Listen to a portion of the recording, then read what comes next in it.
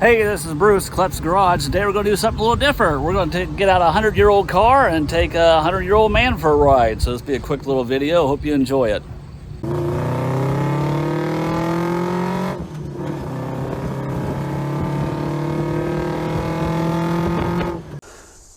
So today we're going to do two things that's a century old. We're going to go to a birthday party for a Centurion, and we're going to talk about this car that's 100 years old in Centurion. So Daryl, why don't you tell us about your car? Well, I bought this about 6 or 7 years ago on a whim. I just happened to see it sitting along the road up in the Lorain, Cleveland area on a trip that I was taking. And I seen it, I went up to Cleveland. On the way back, I thought, well, I'll look at it again. And I looked at it 2 or 3 times. I decided to stop and talk to the people, and I wound up buying it. I like the suicide doors. Yeah, 1923 was the last year for the suicide doors on the doctor's coupe. A lot easier to get out, but people thought they was going to fall out. But I don't. You never fell out of this, have you? No. So tell us about the color. You know, Henry always said, well, I don't think he said this, but Henry always said that you can have any color you want as long as it's black. This one's not black.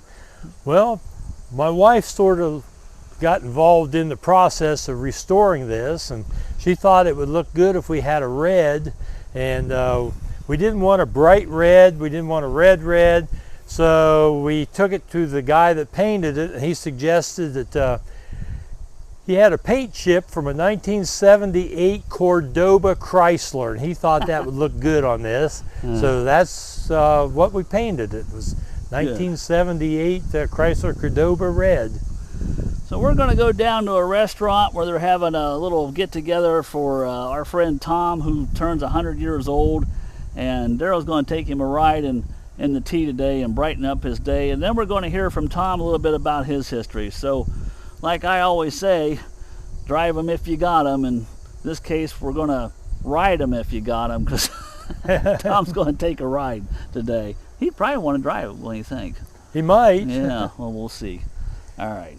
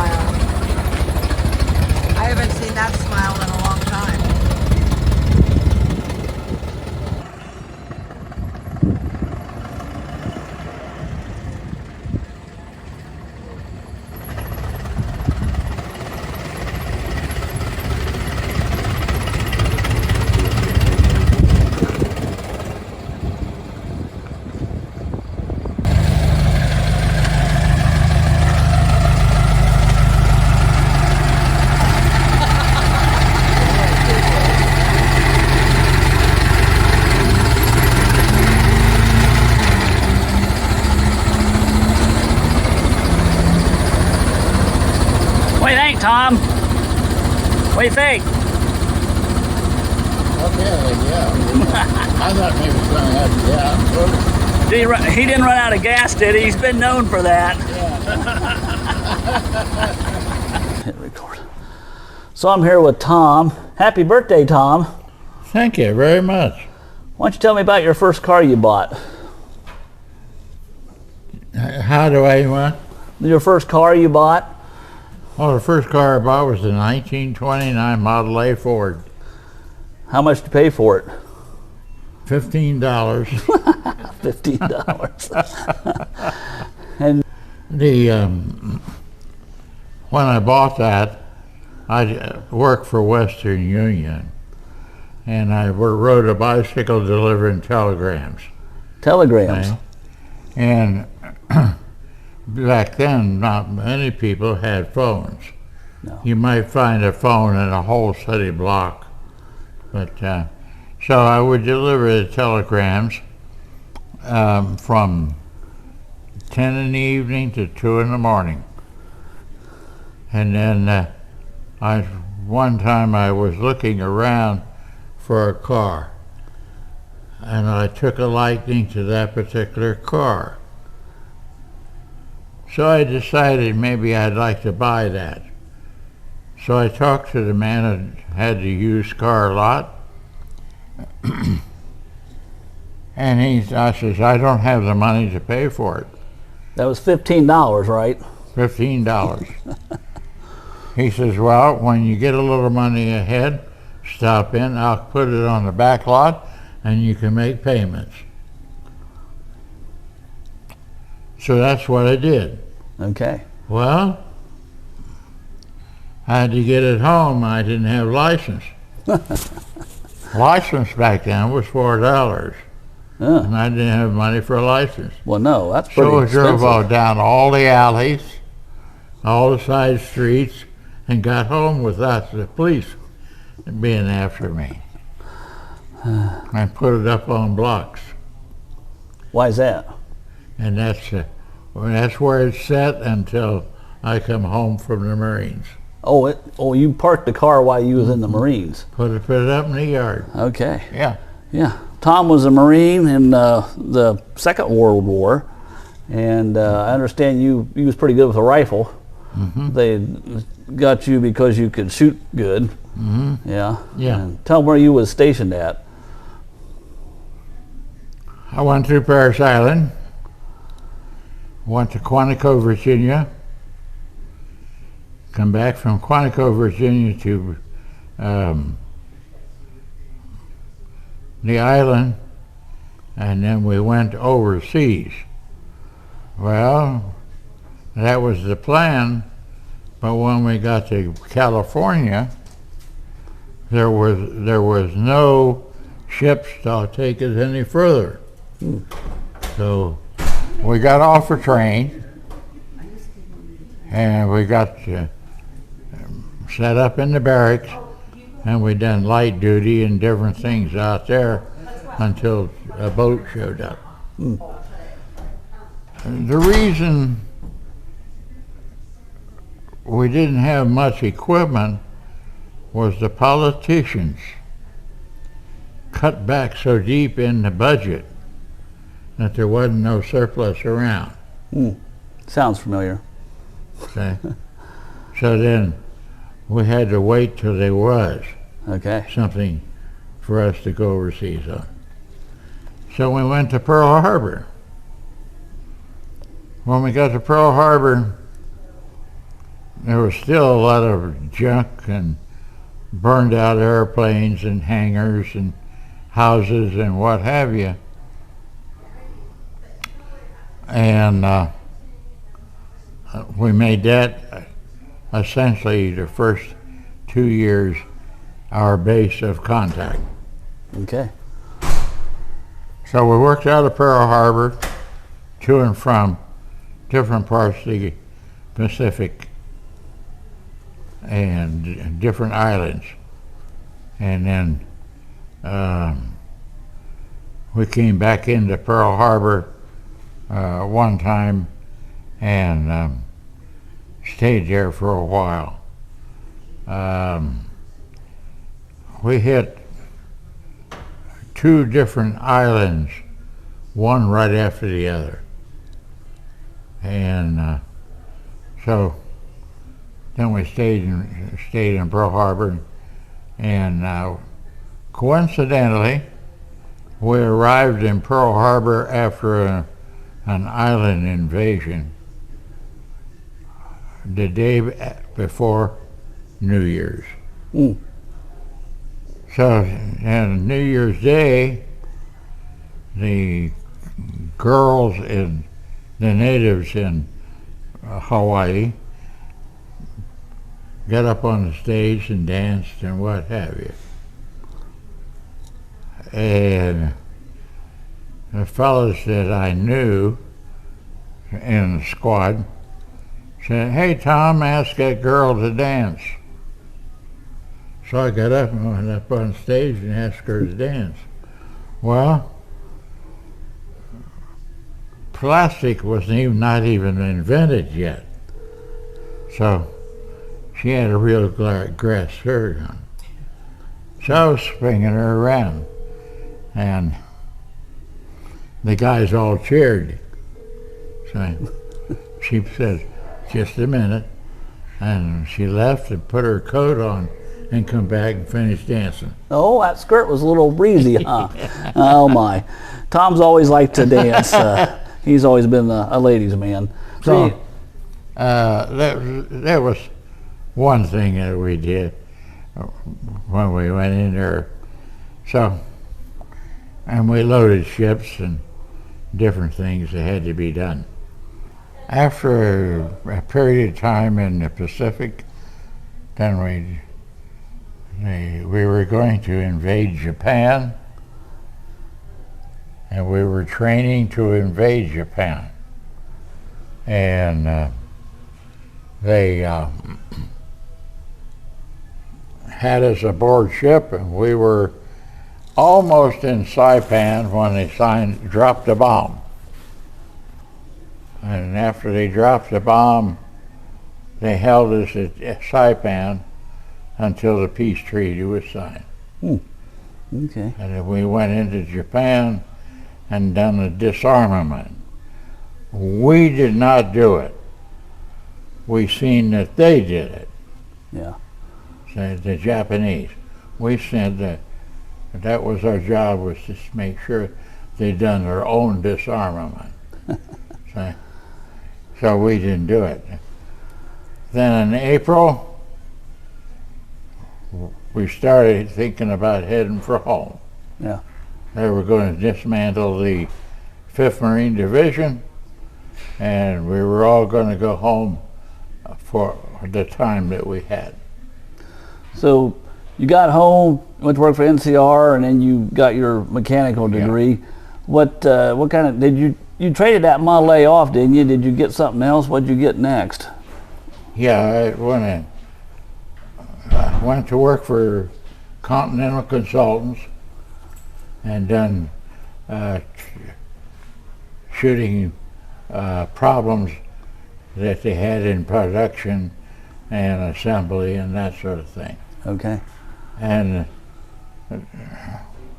that was short term. I had a contract, as a rule, for 9 months. Okay. I didn't want to work all summer. So I took 3 months off a year and done other things on my own. Yeah. So you remember any of the other cars you had over the years? Yeah. What were they? The Ford Model A threw a rod going home to Columbus, and the fella in the neighborhood knocked on the door, and he says, "I'd like to talk to you about your car." So I talked to him about it, and he had a good engine, but the body wasn't too good. I had a good body, but I had a bad engine. Yeah. So he bought the car and swapped the engines out. What kind of car did you get after that? Well, then I bought what they call a blackout Plymouth. Just a plain All the one. chrome was painted over and so on. Okay. And I found out it was chrome underneath, so I went and stripped it all. Oh. So I had it for several years, and then I bought a new car. I got to financially able to buy a new car, What was that? and that was a Dodge convertible. Ooh. Yeah, that'd be nice. And so I had it for several years. And then I met this lady, and she and I got married, and we had it for several years there. And I traded it then for a new Dodge that had come out. And that was in 1950 when we had the deep snow. Okay. So I bought a new car on Saturday morning, and it sat in the street for 5 days in deep snow.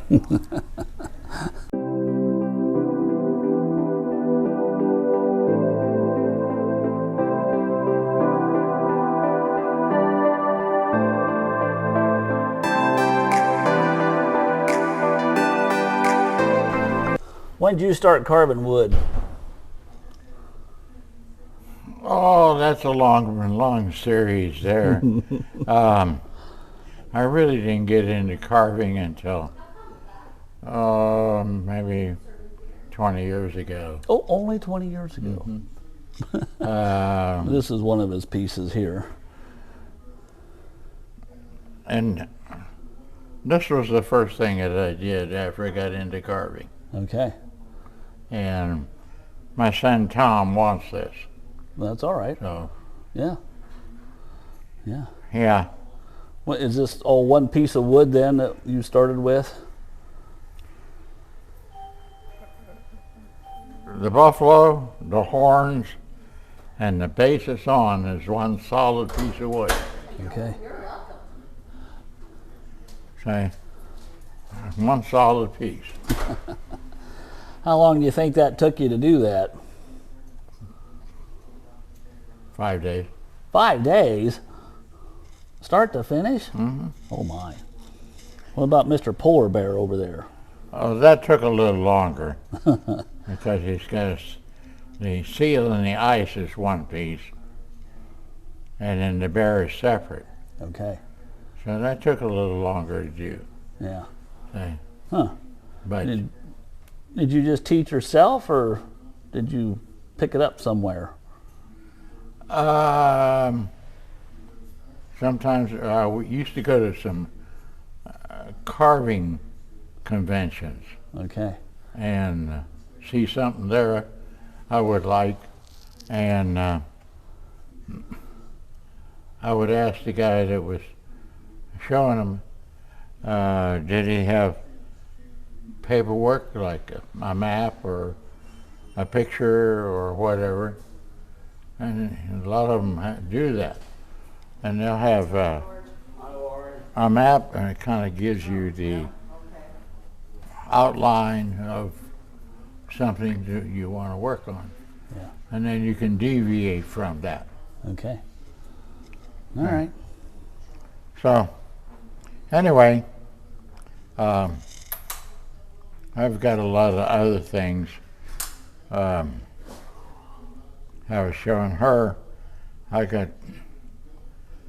3 or 4 daffodils, flowers, light leaves, and the wood carving is all done, Yeah. but I haven't painted them. Oh. Well, that's all right. Yeah. And then I've made small things. This is pretty realistic looking. Yeah. I'll put this up here in the camera. Show this. How do you like that coming at you? Yeah. Did you sign it or anything? Yeah. Yeah. That's pretty nice. You see, that buffalo standing on that leg, and that leg over here. Mm-hmm. It's all one piece. 5 days, huh? Mm-hmm. Okay. Yeah. Well, that's pretty good. Yeah. I've got a lot of other things. I got hillbillies and Santa Clauses, what have you. Well, I don't need to bother you anymore. I just thought I'd come out and say hey, and say happy birthday again. Thank you.